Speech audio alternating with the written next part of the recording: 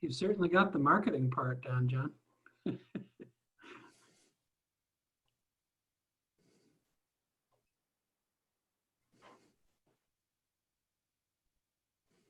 All right, thanks everybody for joining us at CornCon. This is our second day, and we have a panel coming up here talking about privacy.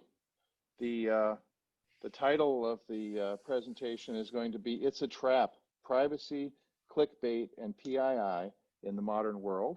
And I will hand this over to Aaron Warner, who's the moderator of our panel.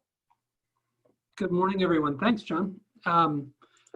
Like I said, we've got an interesting group of people together here, and I got some interesting topics. It's a lot to cover in a very short period of time, but I thought we would give it a swing. Can you guys see the slides?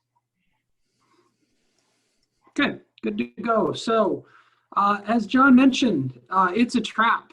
So this is, of course, in keeping with all things Star Wars, privacy is a bit of a rabbit hole. There's a really interesting documentary that just came out in the last week or so on Netflix that does a really nice job of discussing this topic. But we've assembled a really interesting group of folks this morning. Brian, well, so that's me. I'm Aaron. I'm the CEO of ProCircular. We're a cybersecurity and compliance firm. We spend a lot of time thinking about privacy and helping clients to sort through their various needs. More importantly, though, Brian McCormac is a colleague of ours, works with BrownWinnick. Brian, could you turn your audio and video on if possible? You can read from this, but Brian is kind of one of our go-to people in the legal world when it comes to data privacy, data security. He is an individual that a lot of organizations in the state of Iowa and in the Midwest depend upon to answer questions related to privacy. So, Brian, good morning. Anything I missed there? I think you summed it up pretty well. Thank you. My pleasure. Dr. Doug Jacobson from Iowa State. I believe, Doug, you're operating live from the cyber defense competition this morning. Is that right? Actually, I'm at home, but the competition's running without me, actually. So. As live as anything happens these days. Exactly. Right. Doug, his resume is probably too long to put onto 3 slides. Doug is a man who likes to keep himself busy. Do you want to give a quick overview of what you do with Iowa State and some of the things you have going on in the engineering department there? Yeah, so I run the Cybersecurity Center at Iowa State, kind of oversee our education piece, which runs everything from undergraduate, minor, undergraduate degree, graduate degrees. I run a lot of outreach programs. Aaron already mentioned our cyber defense competition, which is actually going on today. And so we run those for high schools, community colleges, collegiate level. And I do a lot of work in cybersecurity literacy curriculum for K through 12. So try to keep busy. Care deeply about the subject, and always a pleasure to work with, Doug. Thank you for jumping in this morning. We have also Kurt. Kurt, thank you for jumping in. I didn't get your bio right here, but instead of reading my bio, why don't you tell us a little bit about yourself? All right. Well, thank you. Well, I'm honored to have your bio here. I think they'll be great for any future deputy I don't know. As a group that bangs up against pretty much every federal organization at some time or another, I'm not sure. I'm interested in trading, to tell you the truth. Yeah, that'll be fine. So I'm my name is Kurt Opsahl. I am the Deputy Executive Director and General Counsel at the Electronic Frontier Foundation. EFF is a nonprofit organization dedicated to defending your rights online.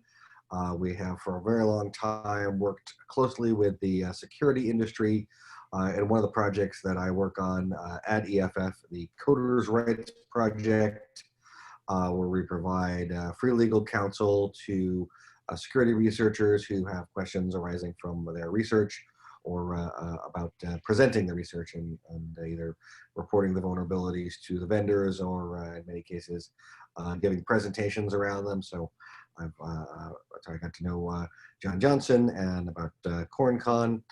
And also I worked on EFF for many years on our legal issues.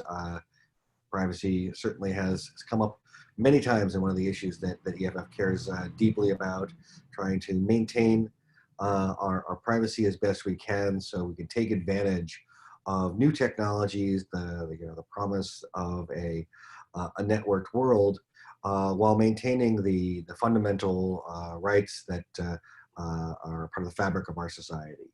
And that's ever a challenging thing, as new technologies will often put some privacy issues to the test, either by making it easier to find and collect information about you, aggregate that, make databases.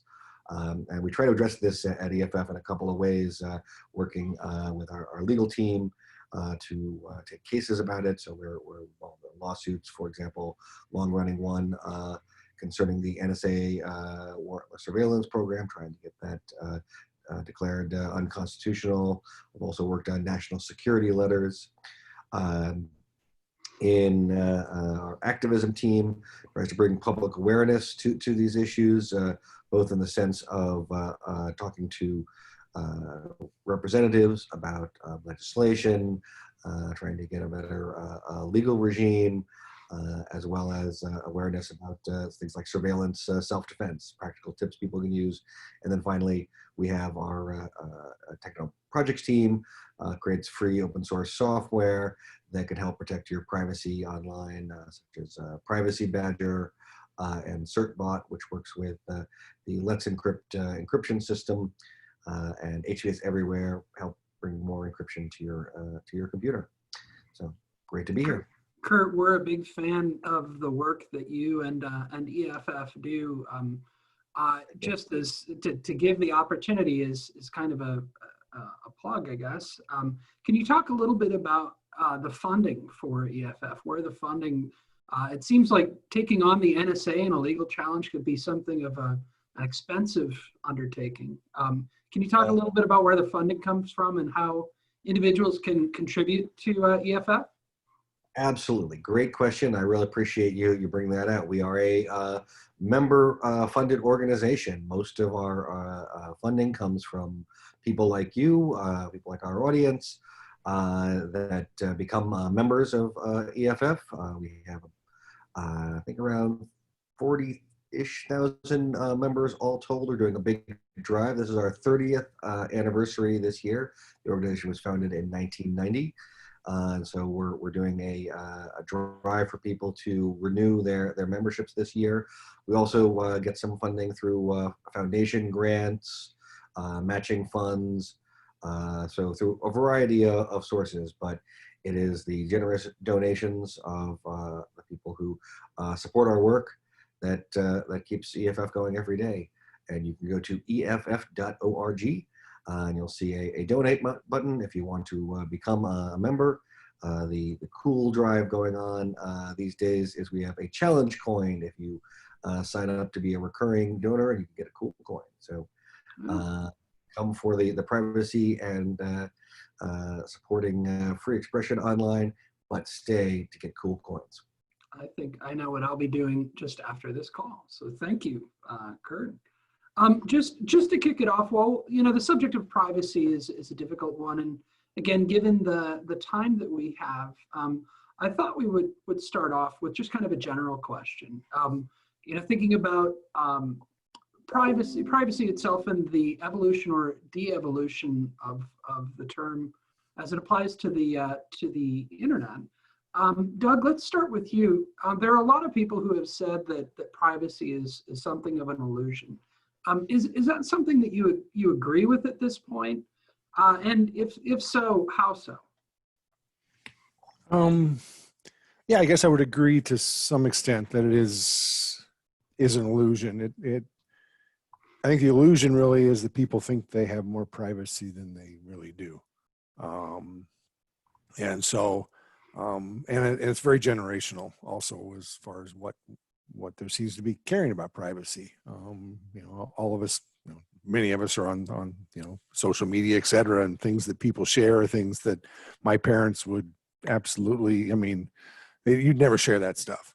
And so, I think there is a sort of a misconception of what privacy exists, and a real misconception about what data is being collected on us. I think that one of the challenges challenges I offer due to my kids, we have classes where we talk about things like privacy and ethics, and I challenge them because they seem to know. They know that certain things collect data, and I challenge them to go out and share that information. Do your parents know? Do your friends know what kind of data is being collected? You're security people. You know all this, and they kind of look at me and have never really thought about the fact that they have a role to play in being an advocate for privacy, since they know more about what's going on than the average person.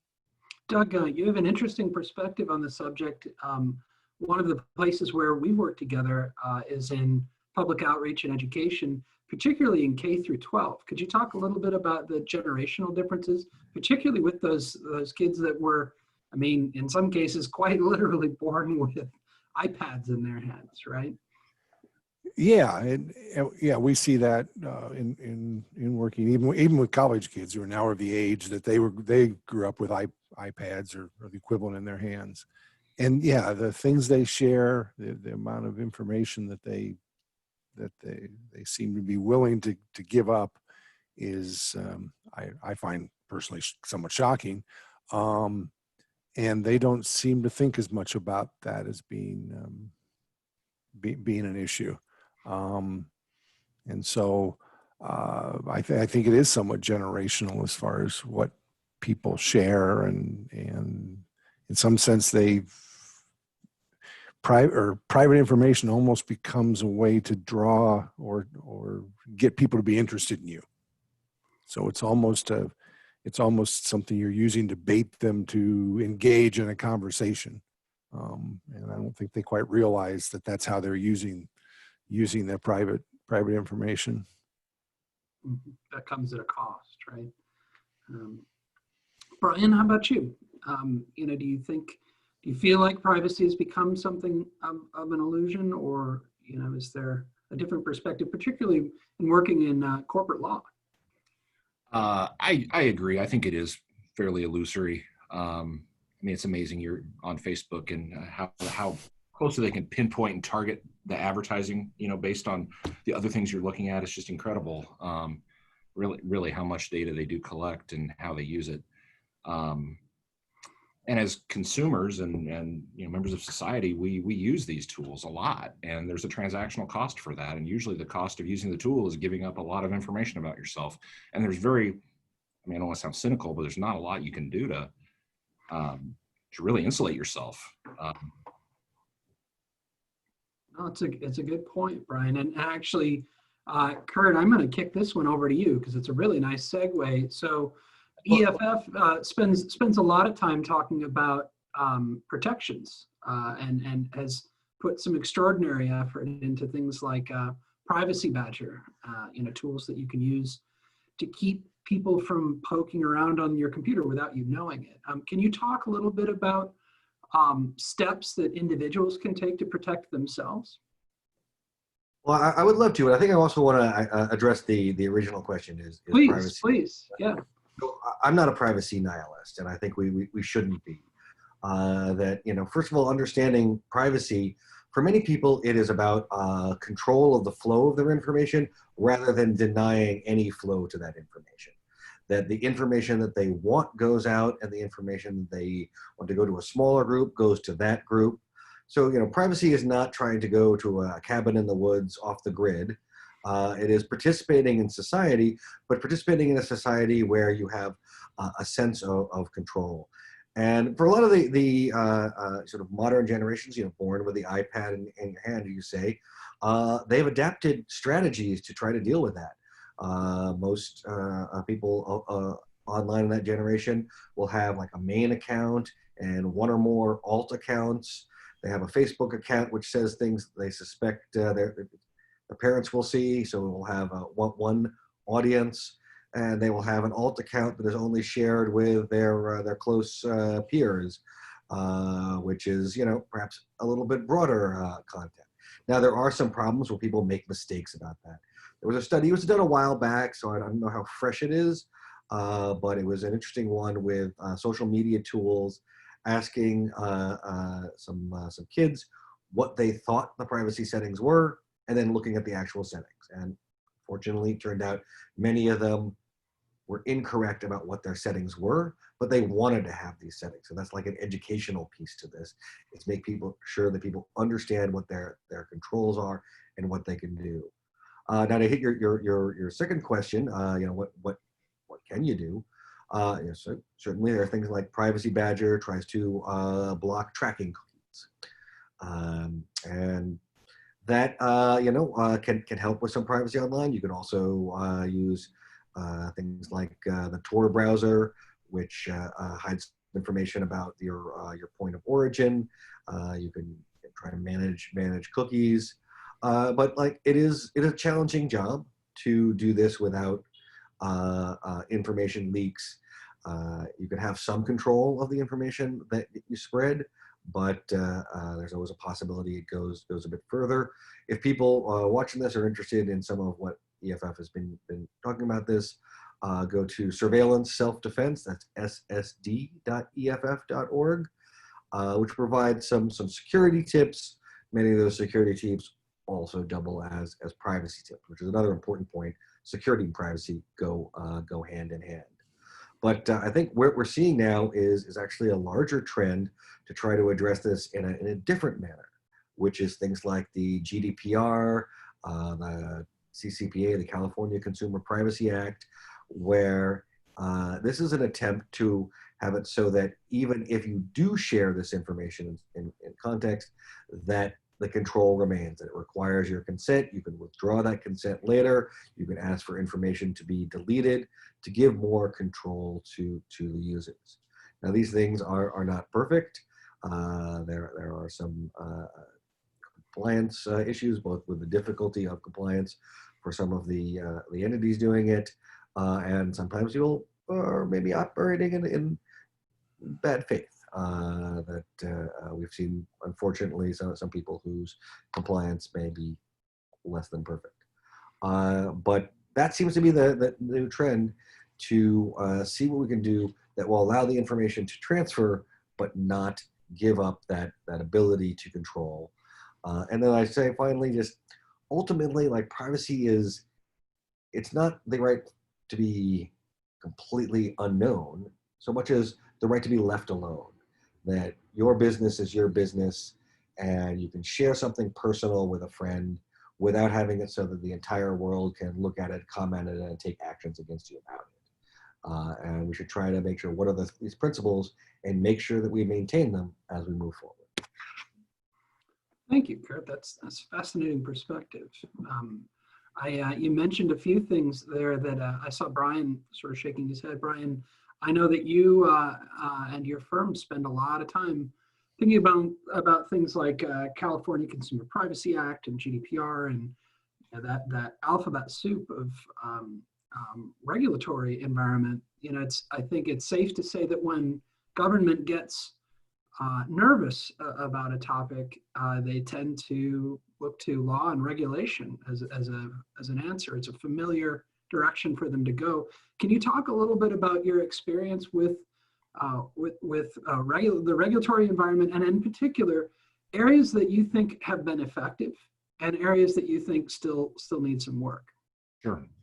I kind of wanted to build off what Kurt just talked about. One, I think, positive effect for consumers and people who are concerned about their privacy is the enactment of these laws, but not really necessarily for what the laws do on their face, but kind of the behind the scenes, how clients and companies actually look at complying with them.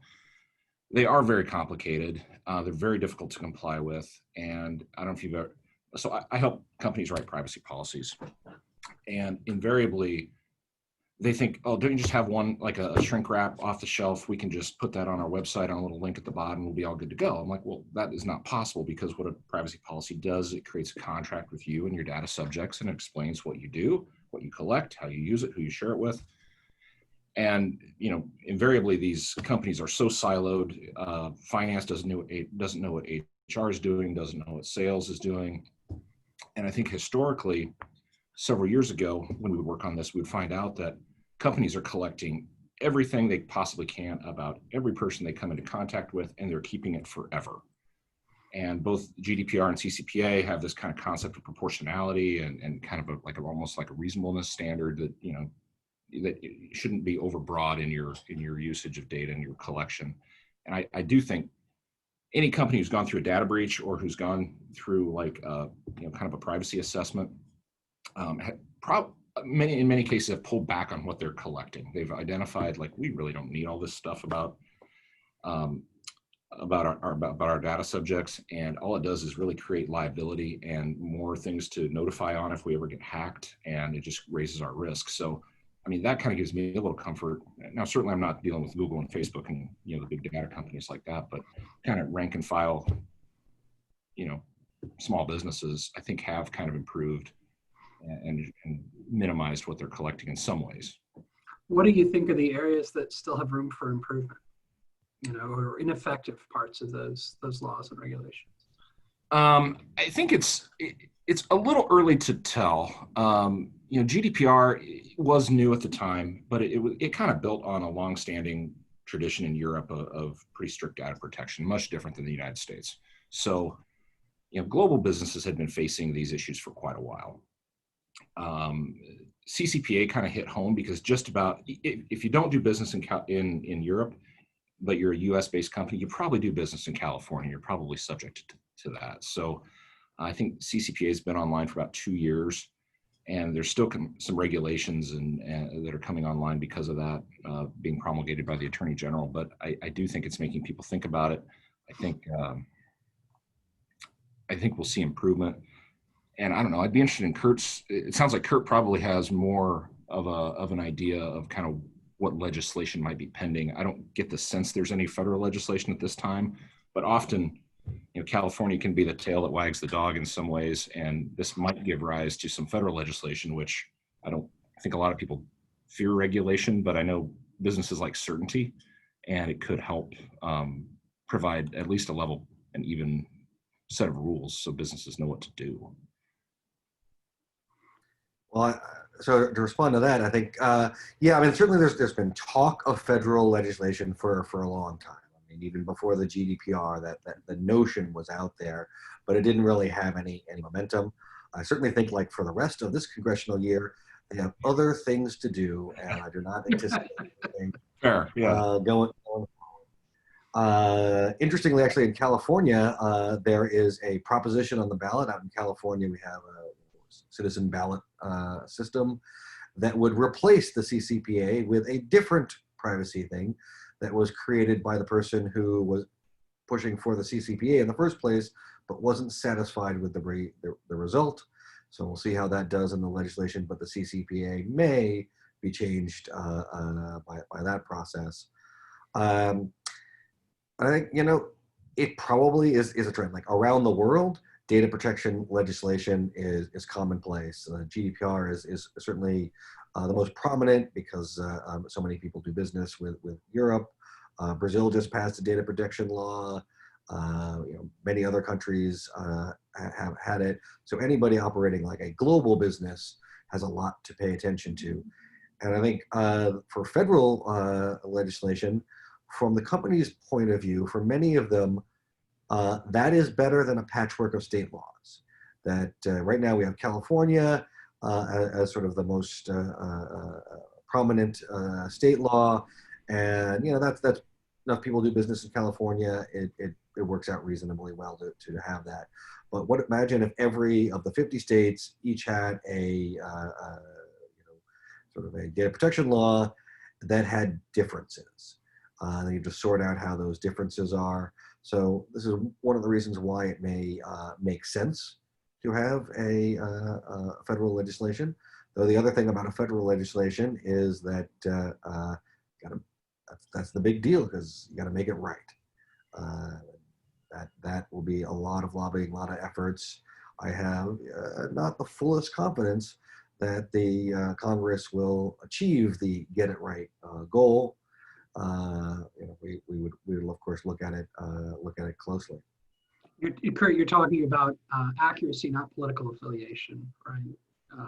Getting it right. And, Yes, indeed. so actually, it's interesting that you bring that up. I've spent a lot of time in Des Moines, and a lot of what's being circulated, particularly through the GOP, is modeled on a set of regulations that was published in Ohio.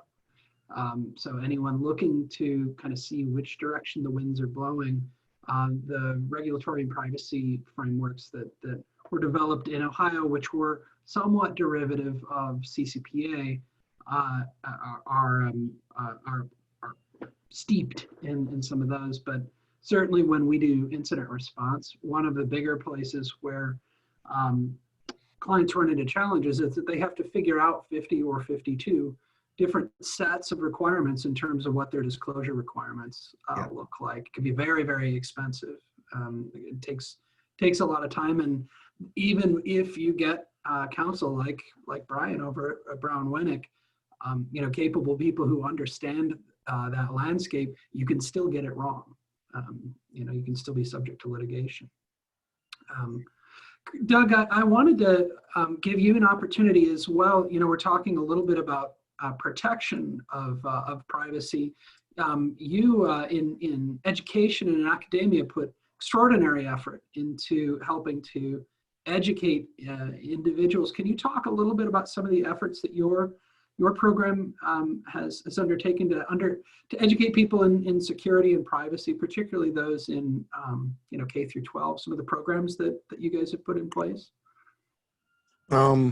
Yeah. So we have everything ranging from formal education. We have degrees, from PhD on down to undergrad degrees, and all of those have ethics, privacy, legal issues interwoven throughout the curriculum. In the K through 12, we've been focusing on what we've been calling security literacy, and privacy and security in general is woven in a curriculum that puts everything in context so that students can understand it, and really trying to get them to kind of understand some of the underlying principles, as opposed to just, hey, here's 10 things not to do, or here's 10 things to do, but really get them to kind of understand what is security, how do these things work, or what are the implications involved. And so, we're really trying to get everybody to start thinking about security, and how does security affect them in a personal level. Well, thanks, Doug. I guess and given that we've got some kind of a limited time frame here, and John, please feel free to gong us when we've run up against time. But I guess one final question for everyone on the panel: what do you hope to see in terms of privacy? If you could sort of direct the efforts of, let's say, the federal government, what sorts of things would you like to see changed? What sorts of things would you like to see added that would improve individuals' ability to protect themselves? Doug, would you want to start us off? Oh, boy.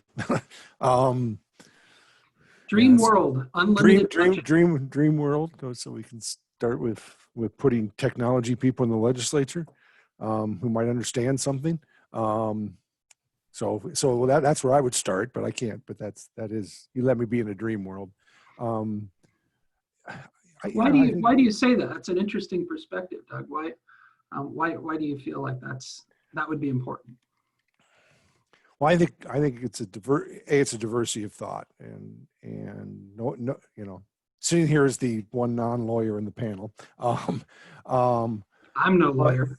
well, yeah, but you're the moderator, so Yeah, sure, sure. so I'm not. So it's no offense to the lawyers in the room, but I've seen discussions and I've talked to legislative people and so on, and they sometimes live in an idealistic world that you can just legislate things into existence. And I think that there's some technology things that come into play, especially in security, where our adversary is another person. And so the dynamics and how things change are, it's constant. And so it's very difficult to sit there and create these rigid, without really understanding the landscape that security and privacy exist in. So that's my comment of why I think there ought to be more techie types in the legislative branch. Gotcha. Thank you, Don. Brian, how about you? Well, I think something we have to realize is technology moves a lot faster than the law. It's always hard to have a law that's kind of congruous with what's happening in the marketplace and with technology. So that's a concern we'll always have. I would build off what Kurt said earlier. What would help me, like professionally, is if we had one common set of rules instead of a patchwork. I'm working on an incident response for a company. It was a fairly small incident. About 390 people's records were accessed, and they live in 39 different states in 3 countries. So where it should be just, send out 300 letters saying this is what happened. We're sorry. Here's your credit monitoring code. Please let us know if you have any issues. It should be very simple, but it ends up taking months because we have to figure out exactly what data was accessed and by whom and where the state of residence is. So it's very time-consuming and costly and inefficient. So if we could have a unique common set of rules, that would really help everybody, I think. Thanks, Brian. Kurt, I think it's off to you.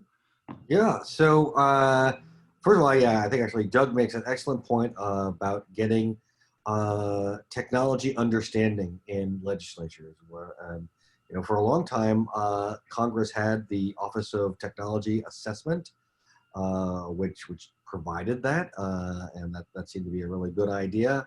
But it was dismantled in 1995. So since then, Congress has not had a ready source of technologists to turn to help them understand what's going on. There have actually been some private efforts to fund fellowships to have outside experts available, and some representatives and senators have either occasionally had some expertise, which is rare but nice, and occasionally have hired somebody. But I think that is a great part of it. And then I think to the other point, I think Brian was raising the challenge of getting these technology laws right. It is very challenging because things advance past their due date. And like, even if you imagine like the perfect piece of legislation that represented exactly what you needed for the technology as it existed the moment that it passed, 1 year later, it's going to be out of date, and it may take more than a year to have Congress go through the process of updating it. Then so it's a big challenge, and that's why I guess in my perfect world, you'd see more legislation that was not technology specific, trying to identify key principles that could be sort of broadly applied, and have a sort of a sensible process where that application would be not a mystery, so people would wonder whether it would apply, whether or not, and people would build things anticipating where that would go. And the principles, look for things like consent, to make sure people are making not just consent, but like informed consent, that people know what they're doing. So we don't have like pop-up fatigue where you're being told constantly, here's the privacy deal, click here to move forward, and you eventually just go click, click, click. Have it ways where you could do things with your browser, whatever technology comes after that, that would set some of your privacy preferences. Now, these things are hard. Browser privacy preferences, there have been a number of efforts to do like, the do not track. There was the platform for privacy preferences, trying to give people more control, but these never sort of got effective off of the ground. So it is hard. But yeah, for structural changes, at least if Congress understood what the technology is, had, I'd say, recreate the Office of Technology Assessment, and then have hearings that are about some of these details, very knowledgeable hearings. Also get stakeholders involved with coming up with these policies. So stakeholders, from companies, from the civil society, nonprofit groups, and trying to develop policies that reflect that wider set of people. Thank you, Kurt. We do have one question, and then I should probably wrap for time and deference to the next speaker. Christopher asked, what is the biggest fine, or what are the biggest fines that have been levied under GDPR at this time? Gentlemen, anyone who's familiar, probably you've all got stories along these lines. So I don't know what is the absolute biggest, but one that comes to mind is that British Airways had just looking that up, 183 pound fine for a data breach. That was, at least one of the biggest. Brian, any that popped to mind for you? Well, yes, I was doing a little research while I saw that question pop up, and British Airways is listed as the largest. Looks like Marriott International had about 110 million euro fine.